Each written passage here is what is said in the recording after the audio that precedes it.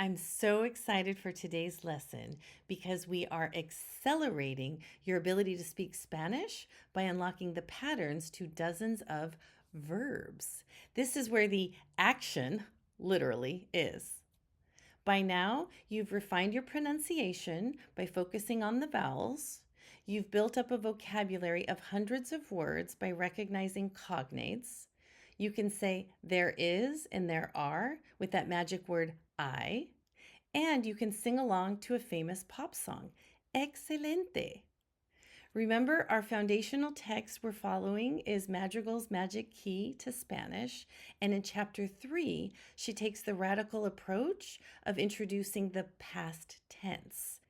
I have a few slides to help you understand the pattern.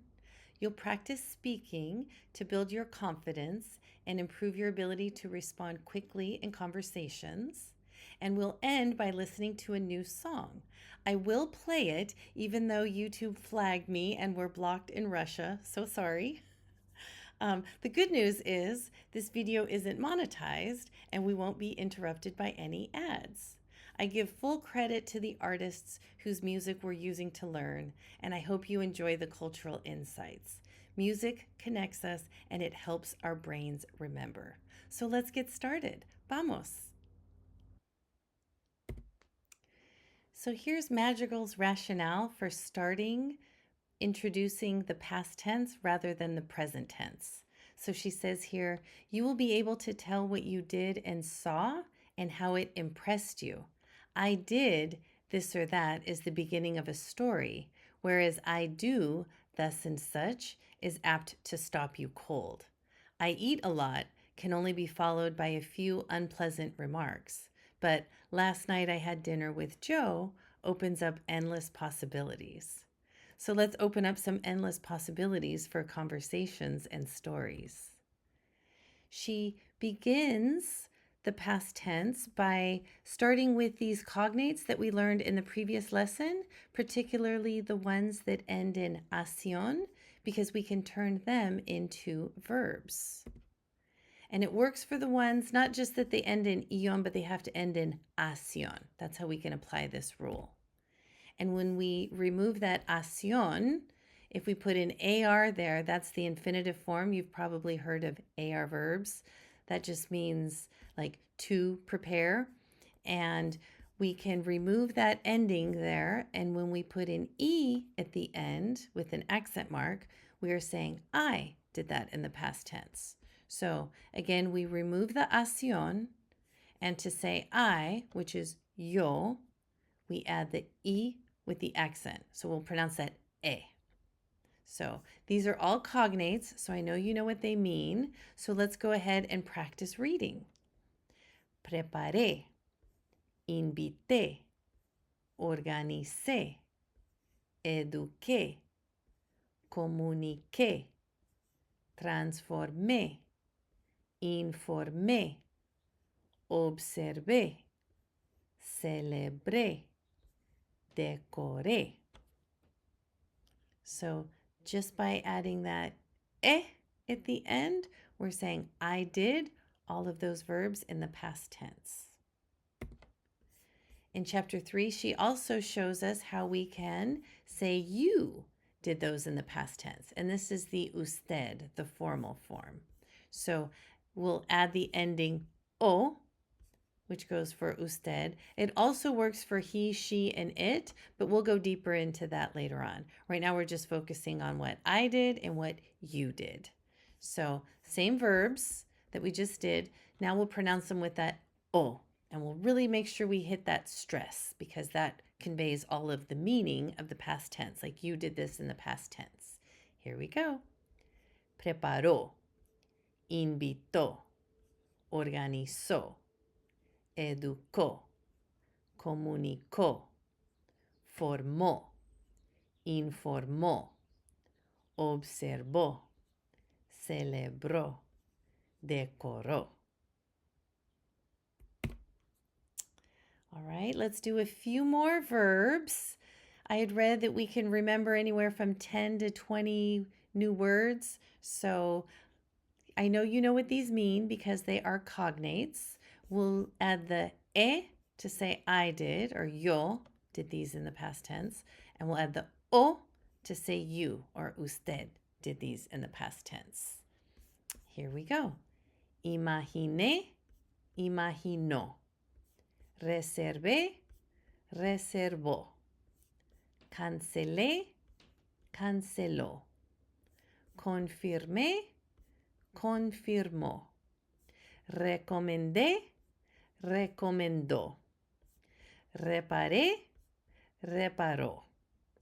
Renové, renovó. Modifiqué, modificó. Planifiqué, planificó. Verifiqué, verificó. And you'll notice there's just a little spelling change, because if I had put a C here, it would have been a soft C, and we don't want to say modifice, we want to say modifique. So we have to change that spelling. But if you're speaking, you would just hear that modifique. She ends each chapter with an exercise, which I like to call spin and speak. So imagine we're spinning this, and we'll choose one word from this column, and then we'll choose one word from this column, and one word from this column. And when we do that, we'll be putting together sentences. So from the first side here, we've got preparó usted. Here's our verb. Did you prepare? Preparé, I prepared. No preparé, I didn't prepare. So we're talking about two things we're preparing, either la lección, cognate, the lesson, or la cena, the dinner.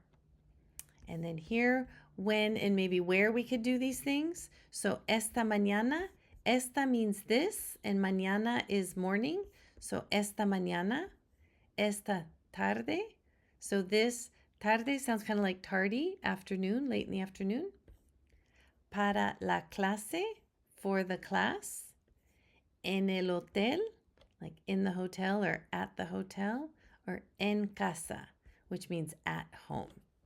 So let's do some practice here. We'll spin and speak. So I'll spin and it lands here on ¿Preparó usted la lección esta mañana? Sí, preparé la lección esta mañana. ¿Preparó la cena esta tarde? Preparé la cena esta tarde. ¿Preparó usted la lección para la clase? Preparé la lección para la clase. ¿Preparó usted la cena en el hotel? No preparé la cena en el hotel. ¿Preparó usted la cena en casa? Sí, preparé la cena en casa. ¿Preparó usted la lección esta mañana? No preparé la lección esta mañana. Preparé la lección esta tarde. So you get the idea here. Pause for a minute and practice making some sentences on your own. You can ask the questions and then answer them, and then continue. We'll also do another exercise here to practice speaking with confidence. These are the dialogues that she also ends the chapter with. I changed it a little bit from what's in the book so we can use a few more verbs here. And again, I will just read the part in blue because you can probably recognize most of what we're saying here. You're already thinking in Spanish because these are cognates. So, ¿preparó usted la cena? Sí, preparé la cena esta tarde. ¿Confirmó usted la reservación en el hotel? Sí, confirmé la reservación. ¿Confirmó usted la reservación en el restaurante? Sí, confirmé la reservación. ¿Modificó la reservación? Sí, modifiqué la reservación esta mañana. And you'll notice here you can spell out usted right? Usted. You might see it written here as shortened. You can just put the capital U and the D with a period there. That also means usted, confirmó usted. Or you can leave it out altogether. It's just understood because it's part of that verb there. So, modificó la reservación? Sí, modifiqué la reservación. So again, there's that O for the usted and the E for yo. We're now at the part where we will train your ear by listening to a native speaker. Today we will be listening to a song by Shakira, and she's saying Me enamoré. There's that E. And she's saying she fell in love.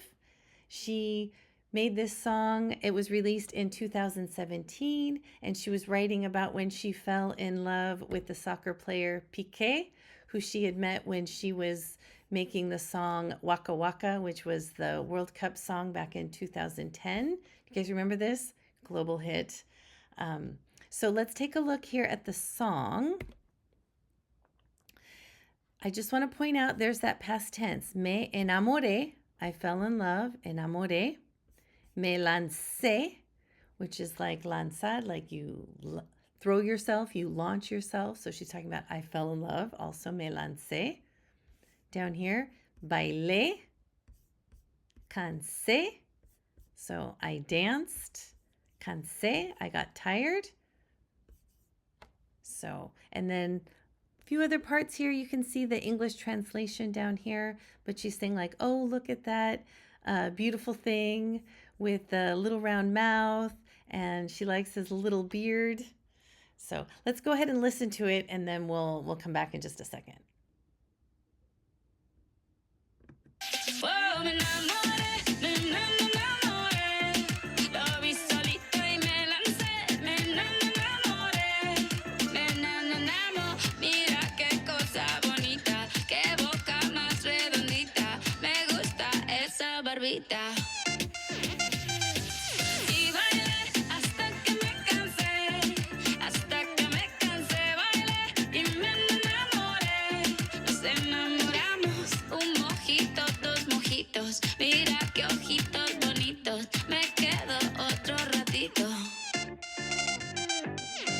All right, so are you singing along? Is that going to be stuck in your head now for the rest of the day? Me enamoré, me enamoré. Falling in love. Sadly, Jean Piqué fell out of love, and she wrote one of the biggest diss songs in 2022. You can see it here. Fluent U has a whole lesson dedicated to learning that song. You might want to check that out if you want to know a little bit more about this telenovela here. But again, listening to the songs, I hope it's training your ear to understand those native speakers. And again, I'm focusing on just one little bit of grammar to help it go into your memory, okay? Because music helps us remember. Thank you for joining me here at Tentáculo Clases y Cultura. I hope you enjoyed the lesson. I hope you're having fun. You can always go back and play some of the previous lessons to refresh your memory on those cognates. Be sure to tune in for the next video where we will go deeper into expanding your vocabulary by looking at some more cognate patterns, and we'll also look at a few more verbs, and we'll keep practicing that past tense so you'll be able to continue telling stories. You can also check out our playlists that I have curated on our channel. There's one that's titled Shakira 101. I had a student a few years ago who had no idea who she was, so I put that playlist together. I'm probably missing some songs, so if there's anything I should add, please let me know in the comments. There's another playlist there that's just called Songs to Practice Spanish, where you will find music from all around the world, different genres, different time periods. So click through there, see what catches your attention. You'll be surprised at how much you probably already understand. So thank you again. Muchas gracias y nos vemos.